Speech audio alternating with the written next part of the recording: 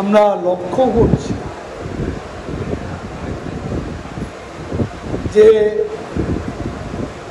বিরোধী দল বিএনপি তারা আজকে দুর্নীতির বিরুদ্ধে কথা, অর্থ পাচারের বিরুদ্ধে কথা, তাদের দলের প্রধান দুর্নীতির অভিযোগে আজকে সাজা ভোগ করছে। প্রধানমন্ত্রী শেখ হাসিনার উদারতা বাসায় বসে চিকিৎসা, সাজা স্থগিত করে বাসায় চিকিৎসা নেওয়ার ব্যবস্থা করে দিয়েছে কে? এটা প্রধানমন্ত্রী নিজেই তার এক্সিকিউটিভ অর্ডারে এটা করেছে। বিএনপি লিগ্যাল ব্যাটেল করে নেত্রীকে মুক্ত করতে পারে, আন্দোলন করতেও পারেন।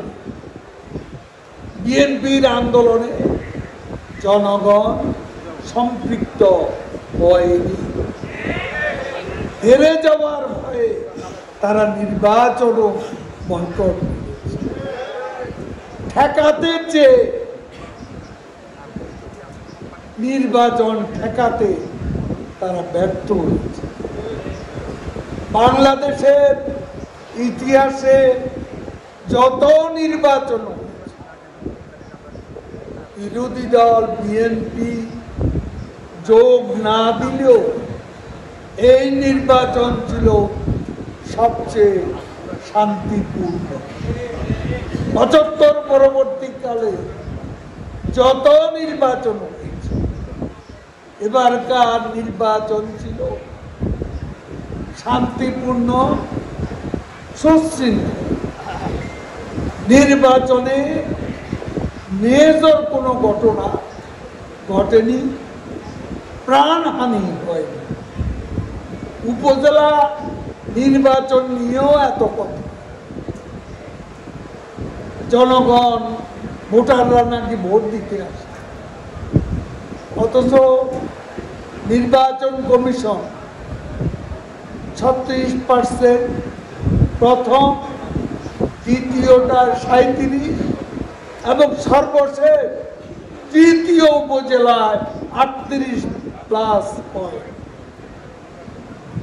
৩৮-এরও বেশি উপস্থিতি ছিল। জাতীয় নির্বাচনে 42.8% ভোটার উপস্থিত ছিল এবং প্রাণহানির কোনো ঘটনা বাংলাদেশের এই জাতীয় নির্বাচনে হয়নি। বিএনপি প্রস্তুত ছিল ২০০৬ সালে ১,২৩ লাখ ভুয়া ভোটার করেছে। আওয়ামী লীগ শৃঙ্খলা ভঙ্গ করে কাউকে পুলিশ, সেনাবাহিনী, র্যাবের বড় পদে বা প্রশাসনে বসায় ৯ জনকে পাশ কাটিয়ে,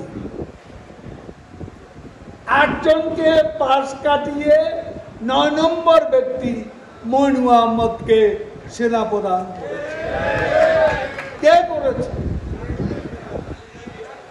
বেগম খালেদা জিয়া। আশরাফুল হুদার কথা মনে আছে? পুলিশের এটা কাজ সৃষ্টি,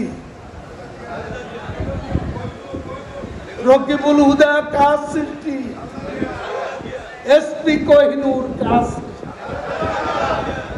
তো মির্জা ফখরুল অন্ধকারে দিন ছুটছেন, ভুলে গেছেন আপনার দলের ভারপ্রাপ্ত প্রধান মানি লন্ডারিং মামলা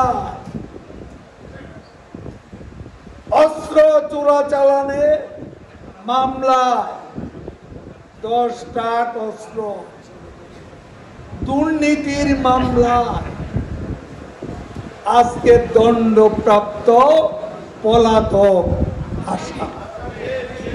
আপনি দুর্নীতির বিরুদ্ধে কথা বলেন, আপনার দলের প্রধানই আমাদের প্রধানমন্ত্রী বাংলাদেশে বিদেশে সর্বত্রই একজন অনেস্ট পলিটিশিয়ান হিসাবে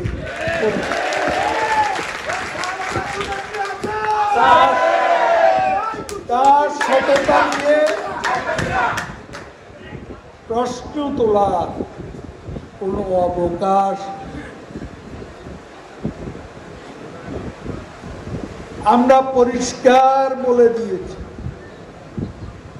বেনজির আমাদের দলের লোক নয়। সিনিয়রিটি মেধা নিয়ে সে আইজিপি হয়েছে। আজিজও আমাদের দলের লোক নয়,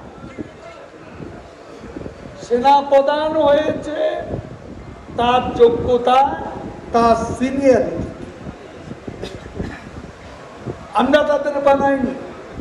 এখন ভেতরে তারা যদি কোনো অপকর্ম করে, এইটা যখন সরকারের কাছে বিষয়টি আসে, তখন এদের বিচার করার সৎসাহস শেখ হাসিনা সরকারের।